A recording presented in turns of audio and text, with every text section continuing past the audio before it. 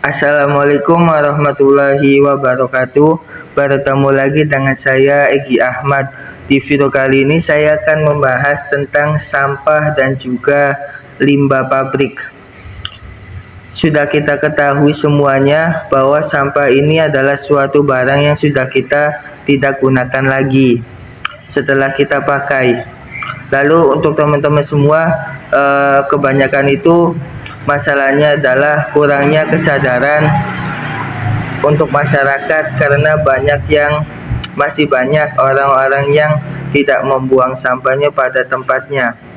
Saya melihat di beberapa jalan yang saya pernah lewati, itu di sepanjang jalan itu banyak sekali sampah-sampah yang berserakan, khususnya itu di pinggir kali. Kenapa? Karena itu bisa mengakibatkan mencemarkan lingkungan, lalu membuat kali tersebut menjadi kotor dan juga banyak bakteri-bakterinya gitu teman-teman. Ini adalah suatu permasalahan yang sangat besar sekali menurut saya. Belum lagi masalah limbah yang masih banyak membuangnya sembarangan, banyak gitu, golongan sifatnya kimia gitu, bahan kimia gitu. Itu menjadi persoalan kita untuk masa depan. Contohnya kenapa persoalan besar? Karena suatu saat anak cucu kita itu tidak akan merasakan bagaimana menyenangkannya mencari ikan di kali, lalu di sungai, mandi-mandian di situ, kan itu sangat asik sekali ya teman-temannya. Jadi mari kita sama-sama untuk meningkatkan kesadaran kita untuk membuang sampah pada tempatnya. Jangan membuang sampah sembarangan, apalagi sampah plastik. Nah, sampah plastik ini bisa jadi umurnya lebih panjang daripada umur manusia. Kenapa? Karena penguraiannya itu sangat lama sekali. Karena kan dari plastik gitu teman-teman, dan tidak mudah untuk terurai. Nah, solusinya apa? Solusinya diantaranya yang pertama adalah kita meningkatkan kesadaran kita untuk membuang sampah pada tempatnya. Jangan membuang sampah sembarangan gitu teman-teman. Dan juga yang kedua, ketika kita melihat sampah berserakan, alangkah ada niat baiknya kita untuk membersihkannya atau mengambil sampah tersebut lalu membuangnya ke tempat sampah. Yang ketiga, menurut saya disediakan di setiap daerah itu banyak bak-bak sampah gitu, bukan hanya 1-2 tapi banyak bak sampah, kayak buat truk gitu ya, truk tuh yang buat sampah tuh, lalu ditaruh di situ, lalu dikasih petugas di situ untuk kalau ada buang sampahnya masih sembarangan kita tegur. Lalu yang saran keempat adalah para ilmuwan yang ada di Indonesia ini mencoba untuk menciptakan sebuah alat untuk mengurai sampah. Jadi alat tersebut itu digunakan untuk mengurai sampah. Kalau misalkan para ilmuwan yang ada di Indonesia ini belum teknologinya belum memadai, kita bekerja sama dengan perusahaan lain, maksudnya bekerja sama dengan negara lain yang teknologinya memadai.